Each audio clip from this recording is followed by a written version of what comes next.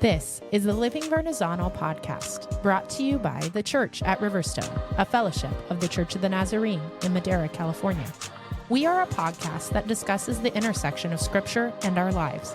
Together, we continue the conversation that was started each preceding Sunday morning in our worship gathering.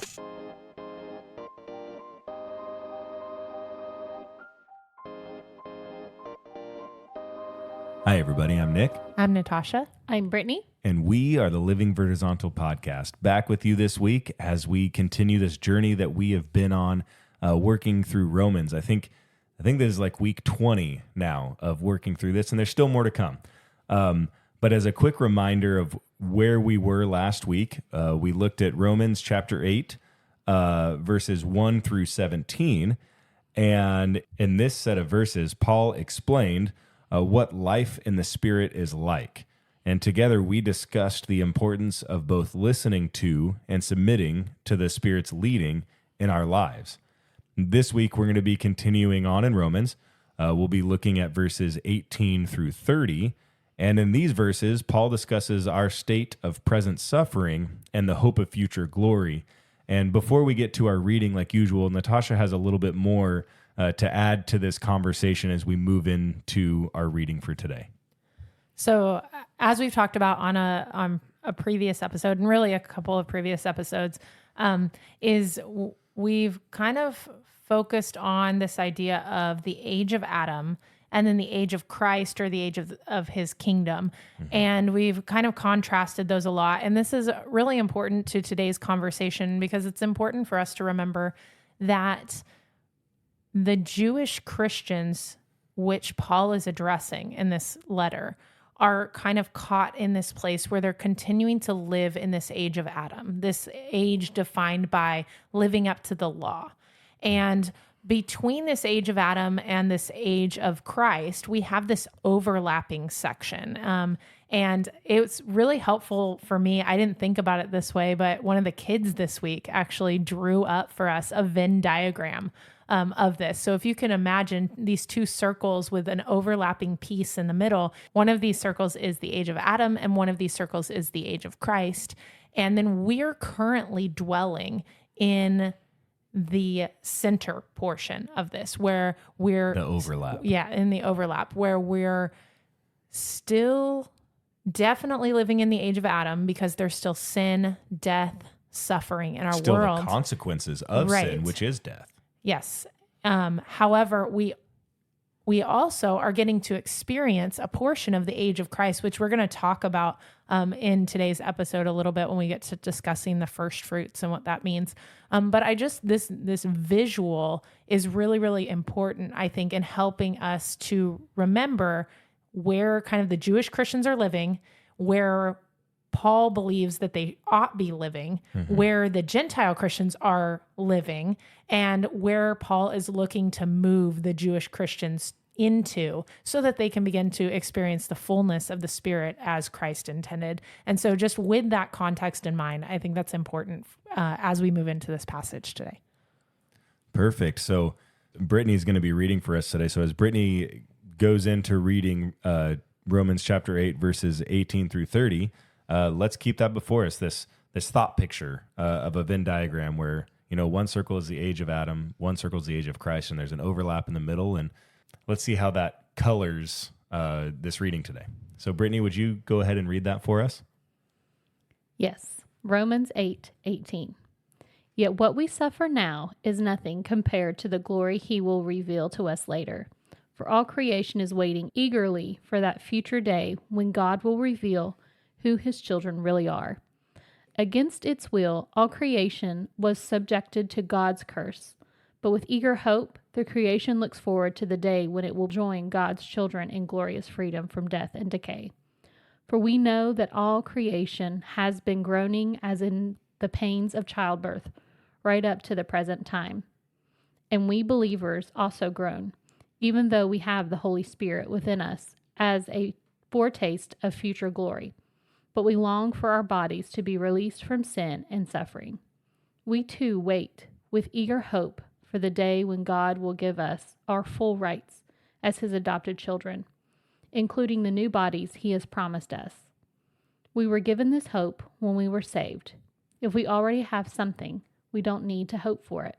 But if we look forward to something we don't yet have, we must wait patiently and confidently. And the Holy Spirit helps us in our weakness. For example, we don't know what God wants us to pray for, but the Holy Spirit prays for us with groanings that cannot be expressed in words. And the Father who knows all hearts knows what the Spirit is saying, for the Spirit pleads for us believers, in harmony with God's own will. And we know that God causes everything to work together for the good of those who love God and are called according to his purpose for them. For God knew his people in advance, and he chose them to become like his Son, so that his Son would be the firstborn among many brothers and sisters. And having chosen them, he called them to come to him. And having called them, he gave them right standing with himself. And having given them right standing, he gave them his glory. All right. Thank you for reading that for us today, Brittany. As we move into this conversation on the passage, in addition to what Natasha shared for us at the beginning and how we can be thinking about this passage as it was read, I think it would be wise of us to call back to where we ended last week in beginning this conversation, because at the close of our passage last week, we have verse 17 where Paul states, "Now if we are children, then we are heirs, heirs of God and co-heirs with Christ, if indeed we share in his sufferings, in order that we may also share in his glory."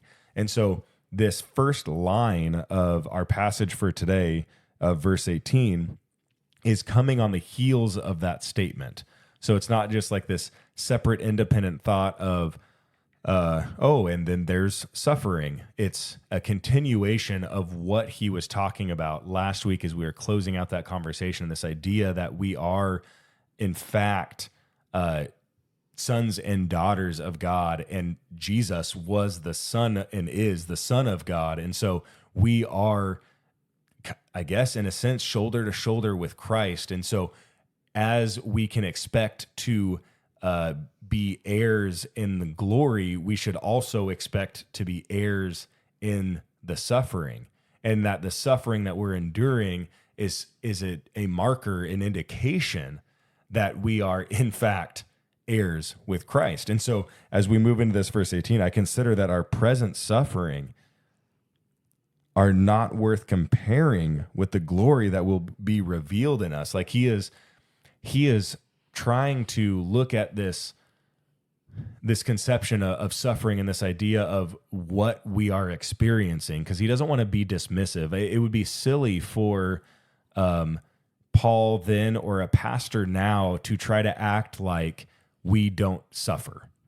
Like that's not what Paul is trying to do here. When he's painting this idea that like we are children of God, being children of God doesn't mean everything is cupcakes and rainbows.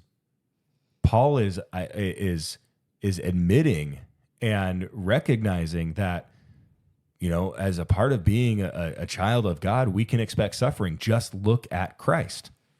Like Christ endured high levels of suffering, and not just in his crucifixion. The age of Adam is still very present. Very present in Jesus's life, right? Even. And so for Paul, I think what is incredible is how he takes this idea of suffering and he redeems it, but doesn't try to dismiss it or minimize it. He talks about how this suffering is a marker, an indication of our standing in solidarity with Jesus, and Jesus standing in solidarity with us. Like our suffering is a sign that we are in fact kind of where we need to be. Now, he's not glorifying suffering, but at the same time, he's not dismissing it and belittling it. He's identifying it as the reality of where we are at and the hope that exists because of the identity that it associates with, which is Christ. When I think about suffering, I think my mind always goes to, martyrs and, Jesus and the physical suffering that they endured. But I think it also, because of what we talked about last week, it also is that dying to self, that uncomfortableness, that, doing things outside of what your flesh wants to do. And that uncomfortableness and that unpleasant feelings that you feel because you are doing what Christ asks you to do is minor in comparison to the glory that you will receive and you'll be experiencing later. So then there's great hope that we have as we exist in this middle piece, Brittany, that you're describing, this conflict internally that we're constantly having to deal with, where we're choosing to deny self, or in other parts of the world, I know definitely experiencing external conflict as well. Yeah. So and honestly, maybe even in the United States as well. But every person's experience with the suffering is going to look different. And I feel like as we sit in whatever our suffering looks like, in that centerpiece of the Venn diagram, in that overlap, where the age of Adam and the age of Christ are coming together, we have such great hope in looking forward to the age of Christ. And because when the age of Christ comes in full, that's when we're going to get to experience the fullness of this glory. That's when we're going to get to experience what it is to be a full co-heir with Christ. That's when we get to have freedom from the bondage of decay and sin. It's when we get to have freedom that we're promised as the children of God. And so Paul, while he describes this difficulty that is our present state, that he also fills it with so much hope for what is to come, what our promise is as co-heirs with Christ. And it's that piece that Paul's looking forward to, this fullness of just the age of Christ, with the absence of the age of Adam. So as we sit in that space, we will experience the full picture of the kingdom coming. And so Paul's saying the suffering we're dealing with now, it's going to be nothing. Like you'll look back on this and you won't even, this will feel like it was minor in comparison to the fullness of the glory of his kingdom once it comes in full. And so he's just filling us with so much hope and excitement for the future coming of the kingdom in full. Yeah. So while he's not dismissing the suffering, the hope is the reality that, like, just as we are co-heirs with Christ in the suffering, there's going to come a day when we are co-heirs with Christ in the resurrection in full, where this isn't our story anymore because we have been restored to where we were supposed to be from day one. And so I think that carries us really into the next set of verses, starting with verse 22, when I make the statement about being restored to what was originally intended. That's not just for us as people, as humans, but that's for all of creation. Because Paul, as we move on, begins to address this reality that it's not just us who are suffering. And if you look at this, the fullness of verses 18 through 30, he actually talks about three different things that are groaning. First, it's creation that's groaning, then it's us that are groaning, and then it's the Spirit that groans. And so when you think about it like that, Paul's conversation of restoration is not just a conversation limited to us as people.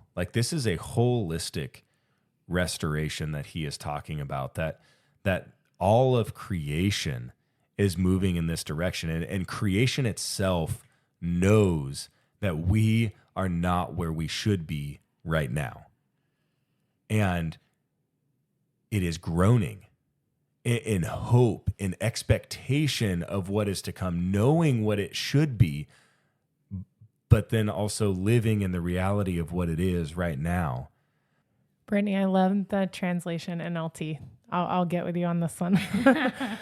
Because instead of using the word first fruits, it uses the word foretaste, right?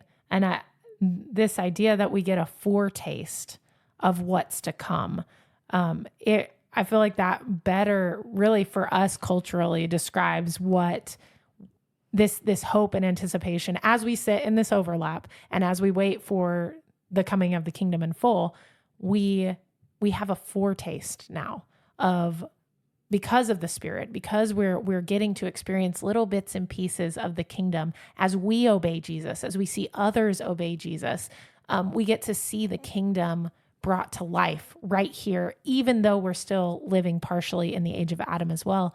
And I feel like first fruits requires more of kind of this description.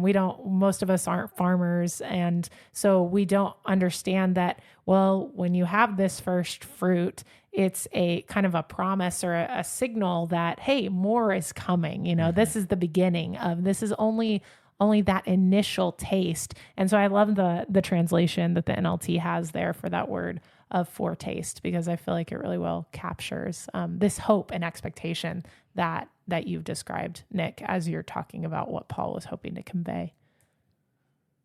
So on this topic of first fruits or foretaste, I think there's something important that we should be talking about, and that is last week in our passage, so in verses 1 through 17 specifically, I am going to be referencing verse 15. Paul made the claim and made the statement that, I'm turning back to it. The Spirit you received does not make you slaves so that you live in fear again. Rather, the Spirit you received brought about your adoption to sonship. So in our passage last week, we have this claim from Paul that our adoption has come. This week, as we move into verse 23, where we get this statement of first fruits or foretaste, Paul makes a statement, not only so, but we ourselves who have the first fruits of the Spirit groan inwardly as we wait eagerly for our adoption to sonship, the redemption of our bodies. And so I find myself wondering, how can just, 6 verses ago, the claim be made that we are adopted as sons and daughters, and now we are awaiting our adoption as sons and daughters? Like, what is going on here where there would be this difference that could occur? I mean, I think that, I don't know that this necessarily answers the question, but I think this idea of the Spirit and the first fruits is very important to this conversation. As I think back to like Abraham and the conversation that Paul had with him in chapter 4, man, I feel like chapter 4 has been super like formational and foundational for what Paul is talking about in a lot of different ways. But I think back to that conversation and remember Abraham's faith, Abraham's belief was credited to him as righteousness. And this idea was that Abraham believed as if it had already been done. So Abraham lived in a way that the promise that God gave him, he lived in a way that it was done, but it wasn't done. But he lived in a way that it was done. And so I think about that conversation with Abraham, and I read that forward into this conversation where the Spirit is the first fruits of what is to come. It is the foretaste. It is the promise of what is to come. And that promise is as good as already having been completed. It's not completed yet, but it is as good as it has been completed. And so Paul can have this conversation of you're adopted as sons and daughters because we have the Spirit, which is a promise of what is to come, which means what is to come is as good as if it has already come. And so that's why you maybe get this going back and forth thing. And I think with the image of the Venn diagram that you have also placed before us, like because of the overlap that exists, you can see how you could say, like you are sons and daughters, you're adopted, but then at the same time, that's not a fully realized reality for you yet because you're living in this in-between time between the ages where both of them are existing concurrently right now, and one of them is not existing over the other. And so, I mean, I can see that. I guess I can logically kind of think my way through that. But, I mean, I'm going to call it like it is. I still read this and go, man, I'm not sure that this makes the most sense to me to be able to say you're adopted and you're awaiting your adoption. It's like this conversation that we have about the kingdom of heaven. We often use the phrase that it's the already but not yet kingdom. And so again, talking about this Venn diagram picture where you have this overlap. And so you have this situation where the kingdom is present. It's definitely there. It's definitely real. It's definitely accessible. His spirit is with us, but we're not getting the fullness of the kingdom. So it's the already not yet kingdom, just like it's the already but not yet adoption to son or daughtership. So you may or might not know, Derek and I, we have adopted one child and we're currently in the process of adopting another. So we have lived this imagery. So, you know, there's a time when the parental rights have been severed. So the familiar ties legally are removed, and the child is in this in between, and they're not, you know, we have made that promise, or we have said, yes, we will adopt this child, but there's a process that has to happen to get to that legal adoption. So we have lived and actually are currently living in that in-between space. And what I think when I'm listening to you guys talk about it, I think about what changes between, now I want to be very clear. I don't want to compare this situation to we are not, us adopting a child is not the same as the glory of God. Let me get that clear. But it might be a foretaste. But I don't want that to get confused in any way. But there is a moment where the rights are severed, and that is a big change. So from what the child experienced before to what the child is experiencing after that change, it's a big, big change. When I think about, we've had these children, and we just like when I think about this in between for us waiting for the glory is the relationship that my husband and I have with these children doesn't change. We still love these children like they're our own. We still have the same, once adoption is finalized, there is a legal change. But what we have already, what these children have already experienced, that doesn't change. They're still having the same relationship that they have before, and the same relationship that they have after the adoption. And I think that's really gives a unique perspective on this in between that we're talking about here.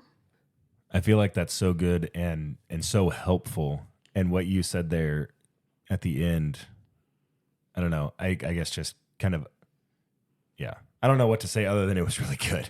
And that is the statement of like what changes for the child from our perspective, like as the parents, what changes for the child between before the adoption and after the adoption relationally is nothing. Our love was the same before, and it's the same after. Our commitment to them was the same before, and it's the same after. Yes, there's a legal line that is drawn, like there's a clear like marker that is made, but that was not that doesn't affect how we treat them, how we behave towards them before and after. Like we had made that commitment to them, and it remains. And I feel like that is a really, really good analogy, I think, of what Paul is trying to communicate, the reality of that in-between time. like God's relational stance towards us doesn't change. His promise, his commitment is there. There's this line that's going to exist where, like, I don't even know what to call it legally, whatever, where like this age comes to an end. Like if you think about the Venn diagram, like there is a line that limits that circle that we're saying is the age of Adam. And so on one side of the line, you're in the age of Adam, but still in the age of Christ. And on the other side of the line, you're just in the age of Christ. And so if we think about this with our relationship with God, essentially before that line, like when we're still kind of in that in-between time, relationally speaking, like God's commitment is fully there. And on the other side of that line, God's commitment is fully there. I think it would be important for me at this time to say, driving home this idea of, God's commitment to us relationally doesn't change between the in-between and the fullness of the age of Christ. It's important for me to say that as we think about this Venn diagram, this is not a personal, individual diagram where it's like I am in the age of Adam, and then when I decide to follow Jesus, I become like I now move to the in-between time, and then when I die, I now move into the age of Christ time. Like this Venn diagram is an image of the reality of time, of where we live. Like when Christ came, the age of Christ was initiated. And so I think we need to make sure we do recognize that even before I choose to identify Jesus as Lord or even recognize him as an important figure in my life, relationally, God's commitment to me is the same. Like he is committed. He is pursuing us. Like that is why Christ came, because God is committed to us relationally. And so I think we need to make sure, I want to caution us so that we hold on to that reality that God is committed to us relationally before, after, and that's not before I come to him. That's just before the kingdom of heaven is here in full, he is committed to us fully. And then after the kingdom of heaven is here in full, he is committed to us fully. Like his commitment to us doesn't change, period. And as we move on in this passage, looking at verses 26 and 27, I think the really incredible thing that Paul is saying is it's not just that the Spirit is a promise of future good things, but it's also a present reality in our lives that helps us in the places where we are weak. And as I think about this idea of being weak, I think to sum it all up, I am weakest in my ability to reflect the image of God that I was created in. I am very bad at doing that on my own accord. And yet, as we go further in this passage, in these verses, the statement is made that the Spirit intercedes for God's people in accordance with the will of God. And so I can hold on to the promise and the reality that as I humble myself and earnestly seek the guidance of the Spirit, he's going to, in fact, lead me, and he's going to lead me into the will of God. He's going to lead me into this place where I can, in fact, begin to image the God that I was created to image.